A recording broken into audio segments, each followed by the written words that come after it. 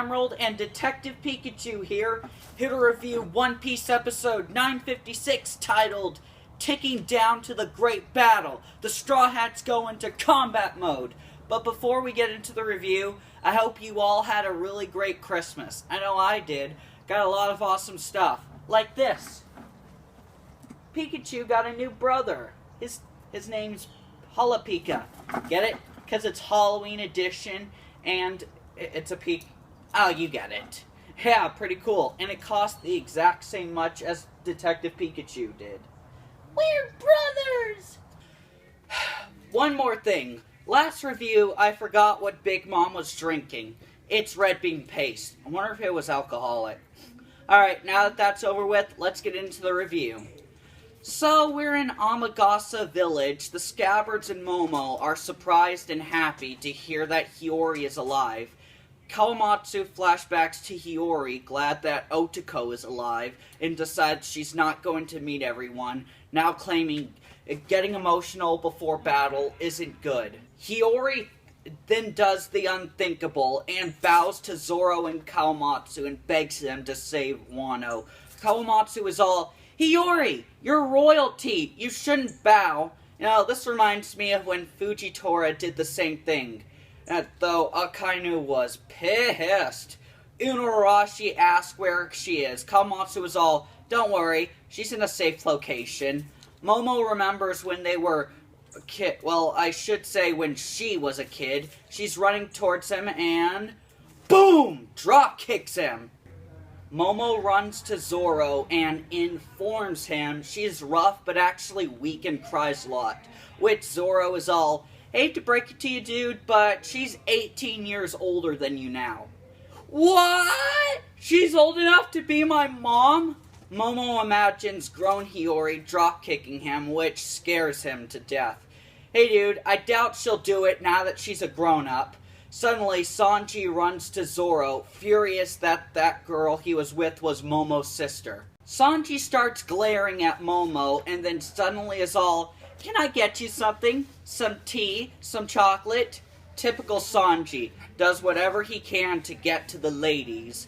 Tenguyama appears with a decorative box saying they're ready. He asks Kawamatsu if he's sure about this, which he agrees. Kyuku gives the Nidai Tetsu that Luffy took back to Tenguyama. "My name is Tenguyama Hitetsu. I am a swordsmith from the land of Wano. For 20 years, I've been waiting the day when I can hand back these swords to Momonosuke and Hiyori-sama." He opens the box, revealing Enma and Amano Habakiri. And Tenguyama explains Amano Habakiri can slice through heaven, and Enma can slice through the bottom of hell, and that both are Owazumono-grade swords, like Shusui. Tenguyama asks Momo what he would like to do with his masterpiece. Momo's all, "No, I'm not ready. Keep it for now." Yama gives Enma to Zoro, but first warns him that the only person ever to handle Enma was Kazuki Oden. Wow, that must be some sword. Also, last episode, they told us that Enma's the only weapon to injure Kaido. What about the other sword, Amano Habakiri? Did Oden drop it during the fight? No, that can't be it. The guy's been hyped up to oblivion as this badass to like almost Yonko level. Doing something like that would totally go against it. I don't know. Maybe Enma is just stronger. Zoro, being a badass, decides to test it out on the trees. Kinemon warns Zoro not to take it lightly.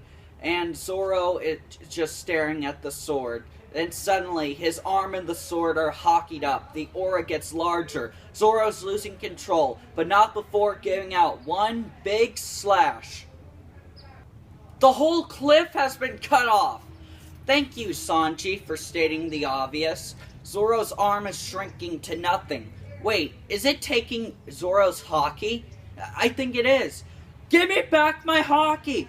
Whoa! Whoa! That was intense. Tenguyama explains that it will suck out the owner's Ryuo as it pleases and cut more than needed. If Zoro were a regular swordsman, he would have dried up and collapsed. Well, Zoro is a lot of things, but normal ain't one of them. After witnessing that, Tenguyama asks Zoro if he wants a different sword. Zoro, unsurprisingly, really is all, "No thanks. Once I get used to this beast, I'll get even stronger." Right?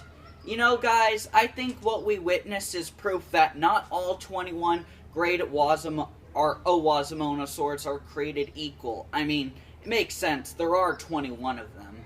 We cut over to Luffy training again. He's going into Gear 4th, Bonduman, and then boom, boom, boom, boom! Kingo Kango Ban! Boom! Damn, he's bringing out all the stops. Luffy, being the prodigy he is, noticing something's not right, Hyoguru explains he's straining himself too much. We then cut over to Frankie and his work crew working on the ships. Frankie tells the crew they want as many allies as possible. No, Frankie, you need as many allies as possible, because according to Robin, the Animal Kingdom pirates have 20,000 troops, and the Shogun Orochi has 10,000. Now, yeah, that's a lot of enemies, and according to Doji, they have the geographical advantage. Yeah, it's gonna be a tough fight. To make matters worse, all they have is around 4,000. Yeah, their only hope is the raid. We then cut back to Luffy, now surrounded all over by stone walls. Boom! Boom! 1, 2, 1, 2! You go, Luffy! Damn! That's a lot of holes. You're working your butt off. Chopper asks if Luffy can master Ryuo in time. Luffy is all, "I'll master it in no time." We cut back to Zoro training. Enma's act up again, and Zoro's all, "Calm down, will ya?" Well, it calms down for now. Anyway, yeah, the new sword's gonna take some getting used to. No, a lot of getting used to. Oh, and apparently Zoro has never used the word Tsunachi in an actual conversation. Who knew? Chopper, Tama, and Luffy arrived to Tenguyama. Chopper carried an exhausted Luffy. Wow, you know, I hope Luffy slept well while training. Because remember, you guys need to get plenty of sleep if you want to get best results for working out. Or for anything, really. Kinemon gets a call and asks how many more allies he got. 200 more in total. Wow. Really doesn't make that much of a difference if we're being straight up. But, like I said, they'll need all the help they can get. So, I guess it's okay to cheer. Although, maybe if it were 500, it'd be okay. Yeah, so apparently the strongest samurai are in that jail.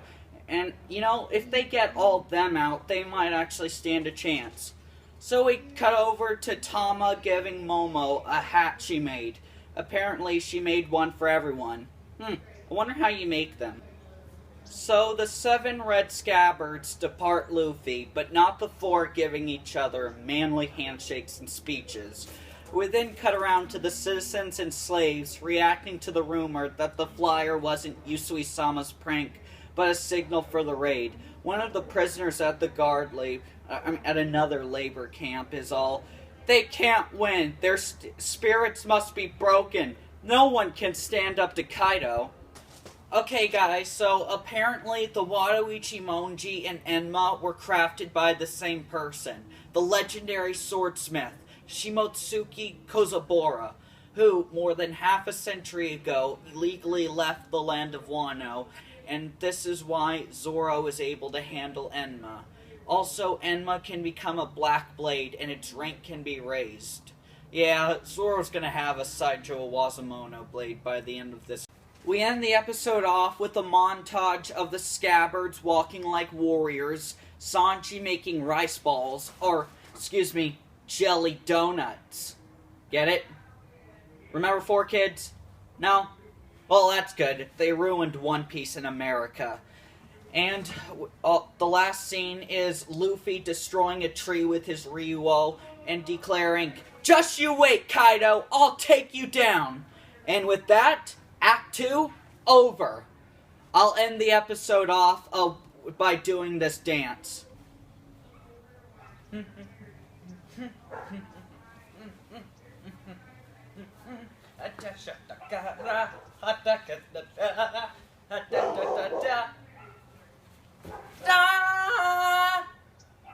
Sayonara!